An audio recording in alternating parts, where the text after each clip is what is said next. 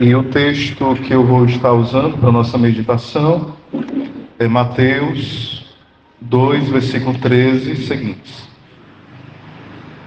Mateus 2, 13 e seguintes.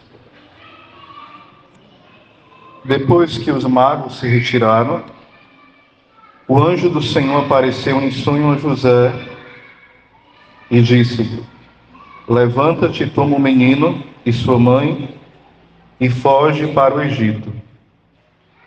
Fica lá até que eu te avise, porque Herodes vai procurar o menino para matá-lo. José levantou-se de noite com o menino e a mãe e retirou-se para o Egito, onde ficou até a morte de Herodes. Assim se cumpriu o que fora dito pelo Senhor por meio do profeta: do Egito chamei o meu filho. Herodes, então, ao perceber que fora enganado pelos magos, enfureceu-se e mandou matar em Belém e em toda a circunvizinhança todos os meninos abaixo de 2 anos, de acordo com o tempo indicado pelos magos. Palavra da salvação. Quando eu estava meditando um pouquinho agora à tarde, uma pequena meditação que eu ia fazendo, bem simples, foi rápido, que no nosso tempo nós vivemos uma crise de muitas coisas. Uma dessas crises é a crise de fé. O ateísmo, o agnosticismo tem aumentado muito no mundo, né? As pessoas que duvidam que Deus existe, outros que dizem, ele pode até existir, mas ninguém pode provar ou não pode, o famoso agnóstico, né? Que vai colocar que eu nem creio nem descreio, aquela coisa nem está com o coração aberto nem fechado, ele está naquela mornidão da fé. Não aderiu à fé de fato, né? Isso tem crescido bastante. A questão dessa frieza na fé.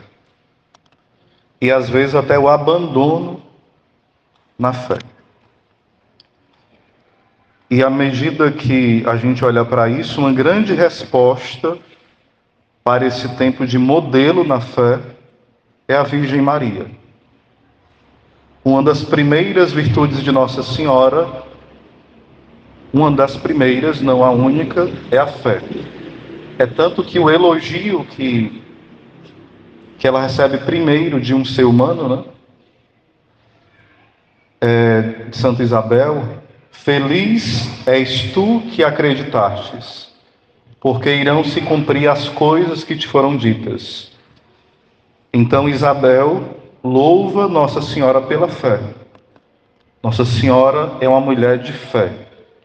Ela não é apenas uma mulher de fé, ela é a mulher de fé.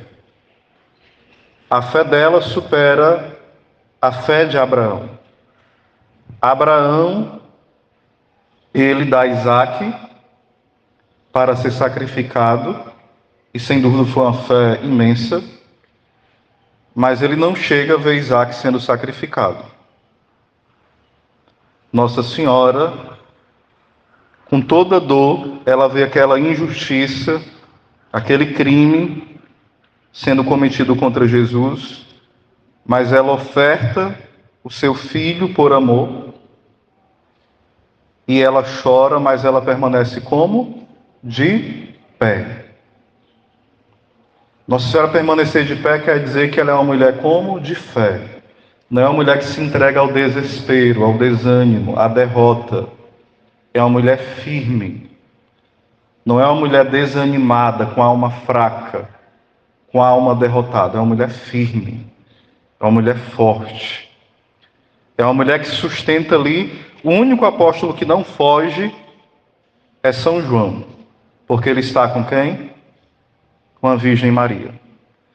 Se você não quer fugir diante das provações, você precisa estar com quem? Com a Virgem Maria.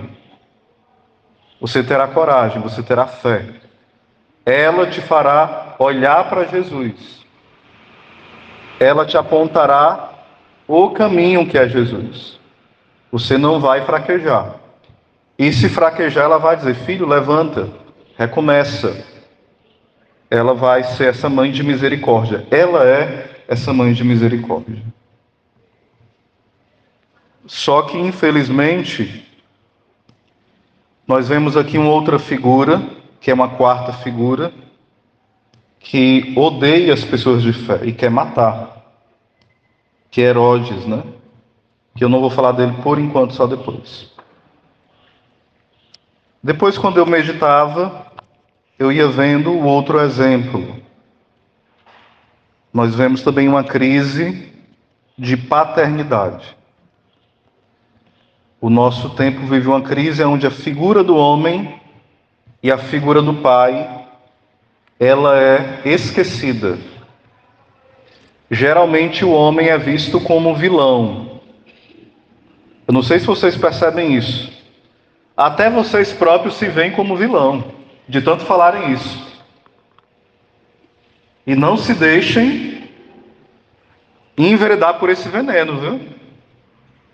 Porque às vezes a gente escuta tanto que o homem não presta, que o homem não vale nada, que o homem é sem vergonha, que o homem é isso, e que a mulher é uma deusa, que o homem, pronto, se acha o demônio. E não é assim. A mulher é um dom de Deus, a mulher é imagem e semelhança de Deus, a mulher tem que ser honrada, e o homem também. Não é guerra dos sexos. São irmãos que devem se amar, são duas pessoas que devem, na mesma casa, serem esse complemento, servirem a Jesus, adorando a Jesus, os dois. Não é uma guerra entre os dois, não é a competição. Vocês podem competir para ver quem ama mais Jesus, no sentido bom. Lutar para ver quem consegue ajudar o outro a ser mais santo. Essa guerra contra o inimigo é bom, contra vocês próprios não. Então hoje a figura do pai, ela é esquecida. O pai é visto como algo acessório, como algo, não, tendo a mãe tá bom, o pai não é tão importante. Isso é uma mentira. A figura do pai não estando presente, isso causa uma lacuna na família. É tanto que, claro, entendam, uma família estruturada precisa dos dois. É óbvio que tem situações aonde vai faltar um dos dois, é óbvio. Isso aqui são situações, são exceções, e vai ter que se virar. É o jeito, né? Mas perceba a família onde não tem uma das referências, ou o homem ou a mulher, para apoiar a criança, ali vai ter uma lacuna. Eu rezava essa semana por uma pessoa, e eu não conheço a vida dessa pessoa. Isso é até melhor, né? Porque ela é de uma outra cidade, eu nem lembro que cidade ela é. E já faz um tempo que ela anda com uma situação muito complicada, psicológica, né? E eu nunca tinha parado para rezar mesmo, para valer. Só tinha conversado com ela. Umas outras coisas. Mas falei, não, agora eu vou rezar. Aí parei, rezei. Na hora que eu rezava, Deus me mostrava logo uma árvore sendo arrancada pela raiz. Aí o Senhor me dizia que aquela raiz que estava sendo arrancada, que eu estava vendo, aquela árvore, era a imagem do pai, que ele não tinha vínculo, que logo cedo foi tirada aquela raiz de vínculo que ele tinha. E por isso ele procurava em todo mundo um pai, e era uma pessoa fraca, mesmo com 35 anos de idade. E já é pai de família e não consegue ter uma firmeza. É muito fraco, frágil. Sempre está procurando socorro de todo mundo.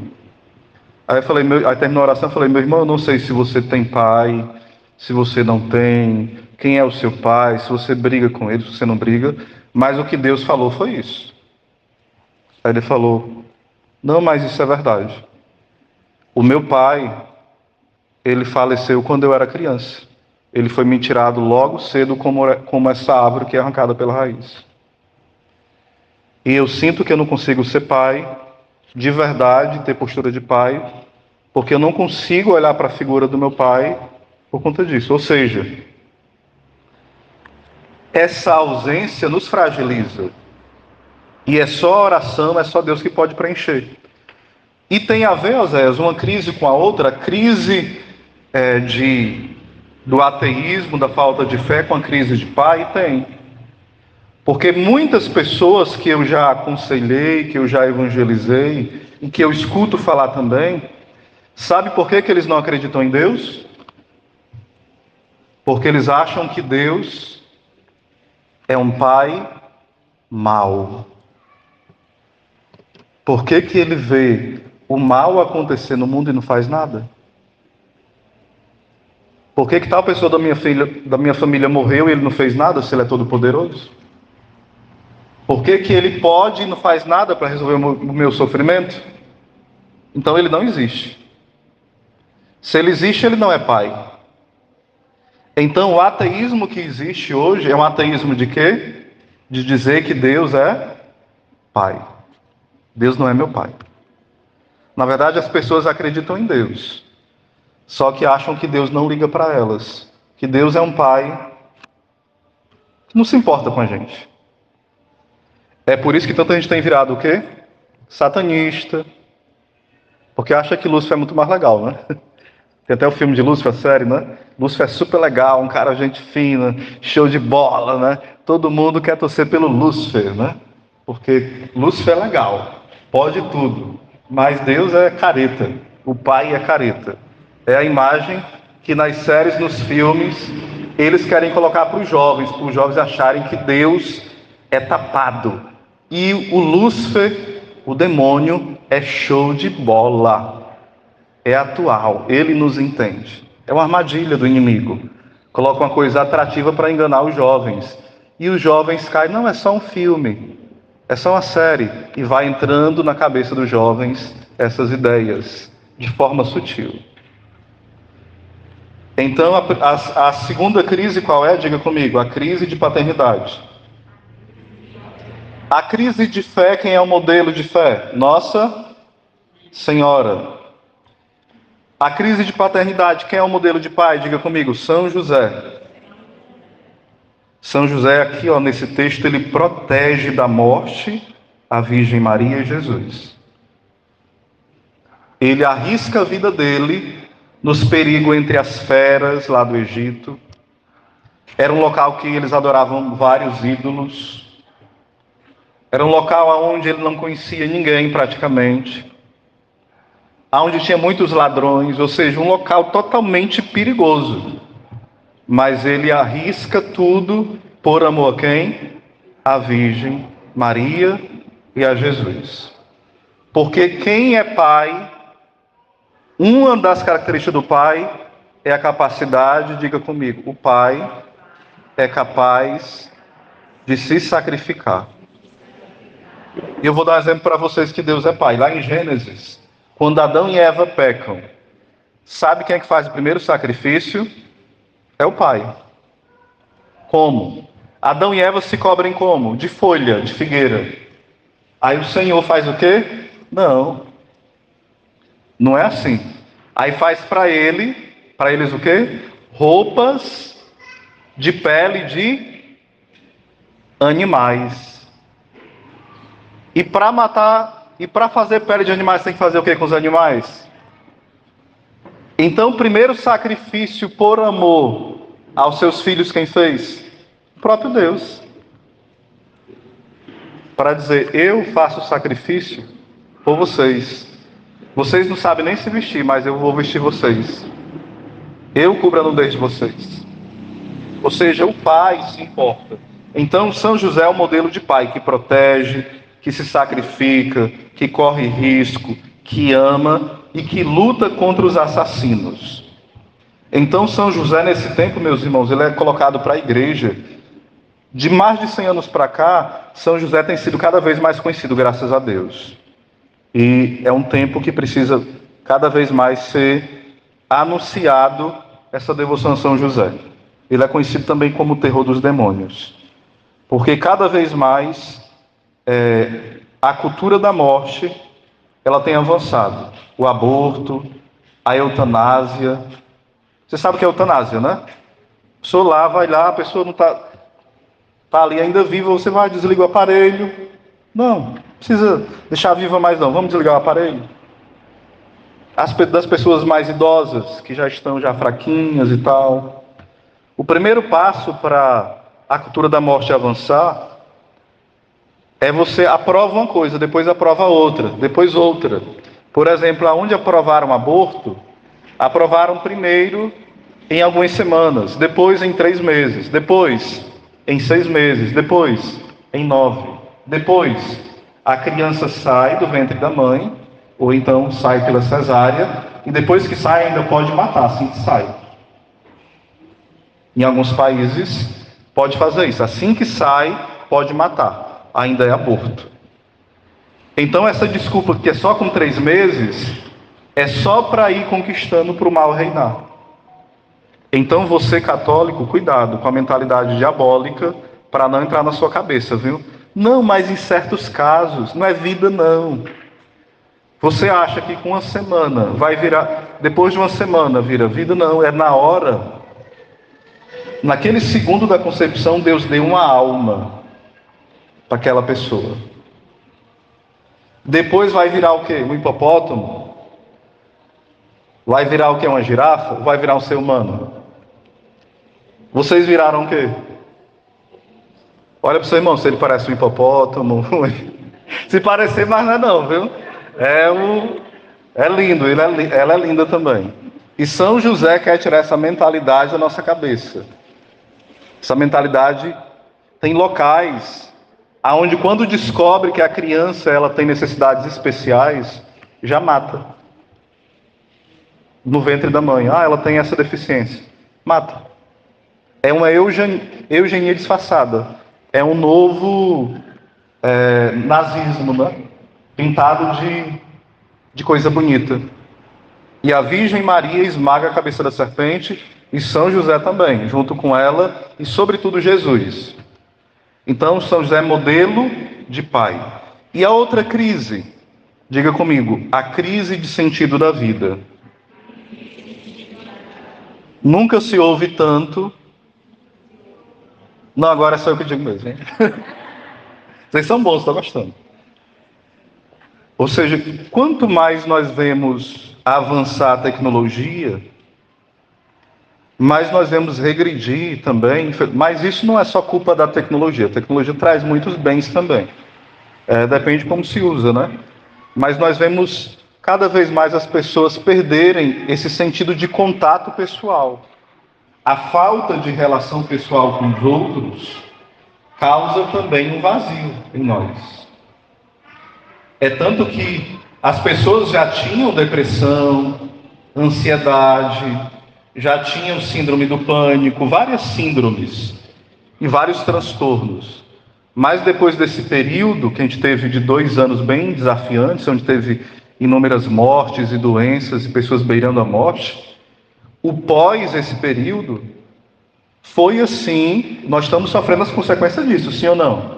Eu nunca vi tantas pessoas ansiosas e com crises terríveis de ansiedade e de depressão.